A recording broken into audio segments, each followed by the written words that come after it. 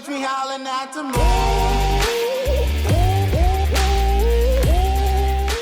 What's up, guys, and welcome back to Park Pros. The 2022 IAAPA Expo took place last week in Orlando, Florida, and there were a lot of announcements coming out of the attraction industry's premier event, especially in our little theme park and roller coaster corner of the convention. So there's a good chance you might have missed something. So today I'm going to be running through all of the new ride announcements, roller coaster models, and theme park information we got from IAAPA in a lightning round style video. You ready?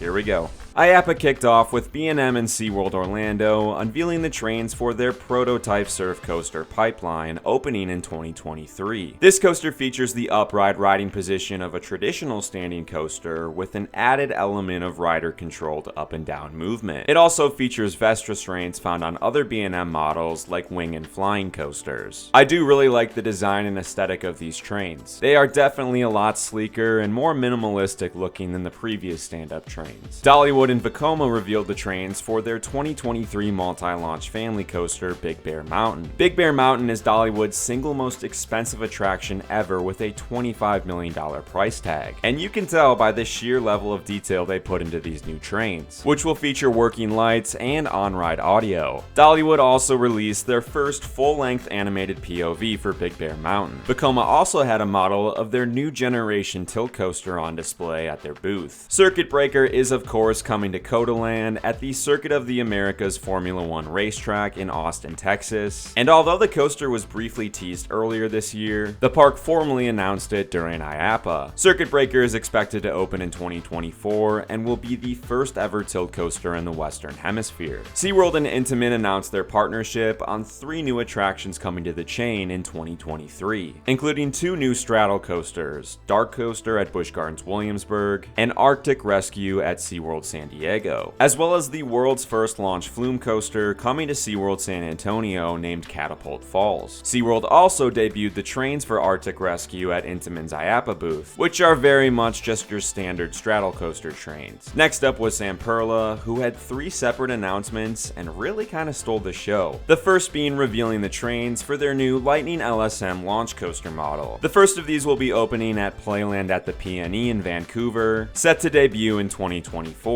This coaster coming to Playland will actually be a refurbishment of a coaster formerly named Zenza at Miragica in Italy, which operated from 2009 to 2018, and interestingly enough was an Intamin accelerator coaster. And the fact that Zamperla's name has been closely tied to the quote, reimagining of Top Thrill Dragster at Cedar Point, which also happens to be an Intamin accelerator coaster, added a whole nother layer of excitement and meaning to the unveiling of these lightning trains. They share a lot of similarities to the new gen launch trains we've seen from other manufacturers like Intamin and Mach. And speaking of Cedar Point, Zamperla also revealed the trains for the new Wild Mouse roller coaster opening in 2023 as Cedar Point's reimagined boardwalk project. This will be the only cheese themed train, and the rest will be themed to mice. And while Top Thrill Dragster was not name dropped in either of these 2 presentations, Tony Clark did specifically say that Wild Mouse will be Cedar Point's 18th roller coaster, a number which includes Dragster in the count, so I'll let you put 2 and 2 together. From what I've heard, it seems that Zamperla has really reimagined and substantially beefed up its coaster division over the last several years, and these announcements could be a real indication of them becoming a serious player in the coaster space going forward. Zamperla and Adventureland in Iowa also revealed the trains for the park's new for 2023 log flume Dragon Falls. These new gen trains feature 2 across seating with 3 rows for added capacity, and Dragon Falls is of course one of 2 Viking theme rides from Zamperla opening at Adventureland next year, with the other being the junior coaster Flying Viking. By far the most crowded announcement was Hershey Park and RMC's unveiling of the trains for the new for 2023 hybrid coaster Wildcat's Revenge. I heard a lot of mixed opinions on the design, but I think it looks pretty clean. I like how detailed it is, and I love the theme of the Wildcat breaking through the wooden boards. I also learned that all of RMC's train designs are hand sculpted by an Idaho artist that's located just a few miles from their headquarters in Hayden. Speaking of Wildcats, there were a pair of announcements over at the Premier Rides booth, the biggest of which being a partnership with Wyland Schwarzkopf, son of the legendary coaster engineer Anton Schwarzkopf, who founded the ride manufacturer of the same name, to revive the famous portable Wildcat coaster model, which will fittingly be called Wildcat 2.0. Dozens and dozens of Wildcat models were built throughout the 60s and 70s, with arguably the most famous being Wildcat at Cedar Point, which operated until 2011. I always found these coasters to be a lot of fun, so it's a pleasant surprise we'll be getting an updated version of them, the first of which is slated to open in 2024. Premier Rides also announced that two of its models, a spinning coaster and a Skyrocket 2, will be installed at Steel Pier in Atlantic City, New Jersey for the 2024 season. These rides are both likely to be refurbished and relocated from Bosque Magico, a park in Guadalupe, Mexico that closed its doors this past summer. Great Coasters International and Cedar Fair revealed the trains for Worlds of Fun's new coaster, Zambezi Zinger. This will be the first coaster to feature GCI's new generation Infinity Flyer trains, which were first introduced at the 2018 IAAPA Expo, and unlike Millennium Flyer trains, have the capability to go through inversions. GCI also confirmed that Predator at Darien Lake will be receiving more Titan Track for next year. They also said that they're in talks with Lake Compounds to add Titan Track to both of its wooden coasters, including Boulder Dash, which is one of the best wooden coasters in the world, but has received a lot of complaints lately regarding its roughness. And Wildcat, the park's 1927 PTC wooden coaster, which is considered by many to be one of the worst roller coasters in America, would supposedly be receiving a full steel retract. SNS had a portion of its Axis coaster train on display at its booth, and while the Axis coaster was first announced at IAAPA in 2019, the manufacturer has confirmed that they've sold a couple of these models overseas, so we could finally see one open as soon as 2023. Skyline Attractions was showing off their single rail track capable of being lit with LED lights, as well as displays of their recently announced Trail Runner family coaster model and Paschetti Kids coaster. Skyline confirmed that several of their weld-free single rail coasters have been purchased, and it looks like at least one of those will be landing at a Six Flags park in the near future. On display over at the Chance Rides booth was the ride vehicle for the Bone Shaker family coaster, opening in 2023 at the Mattel Adventure Park in Glendale, Arizona. This coaster looks to be a Big Dipper model, similar to Nickelodeon Slime Streak at the American Dream Mall. Also on display at the Chance booth is what could be the layout for the Hot Wheels themed Hyper GTX coaster, also opening at the Mattel Adventure Park in 2023. Noble Rides was showing off the lead car for one of two roller coasters coming to the recently announced Oasis at Lakeport, opening at Lake of the Ozarks in Missouri in 2024. Noble has not opened a roller coaster before, but they are a subsidiary of Chinese manufacturer Jinma Rides, which has built over 300 roller coasters, most of which are in China, and is now looking to dip its toes into the American market. Mauer Rides was showing off their new 2-across seating options for their Spike Coaster model, which includes the option for a seatbelt only restraint that can manage inversions and speeds of up to 75 miles per hour. These new trains also come with a tilt seat option, and I think that's it. I'm sure I missed something, but with an expo featuring over 1,100 exhibitors, it's pretty much impossible not to. If you found this video informative, please consider giving it a like and subscribing to the channel, and we'll see you guys next time.